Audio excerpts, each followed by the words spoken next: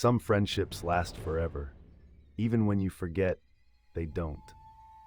Michael wasn't one for nostalgia, but when he visited his parents' house one weekend, his mother insisted he take a box of old childhood belongings. Just some photos, school projects, things you might want to keep, she said. That night, back in his apartment, he poured himself a drink and started flipping through the contents. Faded report cards, crayon drawings, birthday cards from long-forgotten relatives. Then, near the bottom, he found a photograph. Watch video till the end. This is Veils of Night. It was of him, around 8 years old, standing in his childhood backyard. He was grinning, holding up 2 fingers in a playful peace sign. Beside him stood another boy, slightly taller, with messy dark hair. They both looked happy. Best friends.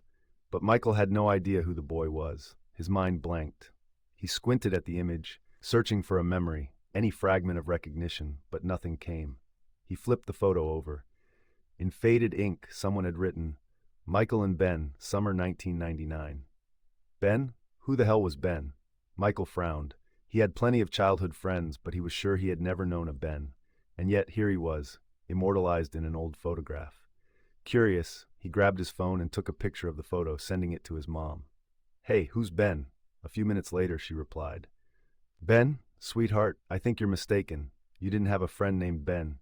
His stomach knotted. He stared at the message, then at the photo. His mother had labeled it herself. How could she not remember? That's when his phone vibrated again. A new message, from an unknown number. "You finally found me." Michael's breath caught in his throat. His hands went clammy as he typed back. "Who is this?" The reply came instantly. "You don't remember? That hurts, Michael." He felt a chill crawl up his spine. He glanced at the photo again, at the boy named Ben. His phone buzzed once more. "Check your photos." Heart hammering, Michael opened his gallery. The picture of the old photograph was there, but something was wrong. The image had changed. The backyard was the same. Michael was still standing there, smiling. But Ben was looking at the camera now. His eyes were dark, hollow. His grin was too wide, and his hand, which had been giving a casual peace sign in the original, was now gripping Michael's shoulder. Michael dropped the phone, his pulse pounding in his ears. This wasn't possible. It had to be a trick, a glitch. The phone buzzed again. Another message. "I missed you." His breath shuddered. He forced himself to type, "Who are you?" The response came instantly. "Your best friend." Michael's fingers trembled. He wanted to throw the phone away, to burn the photograph, to pretend none of this was happening. But then, another text. "You promised you wouldn't forget me." Something in his brain shifted. A memory, a dark, blurry fragment from a summer long ago. Running through the woods behind his childhood home. Laughter, a whispered secret, and then, something else. A hole in the ground, dirt-stained hands, a voice pleading, crying, "Don't leave me down here."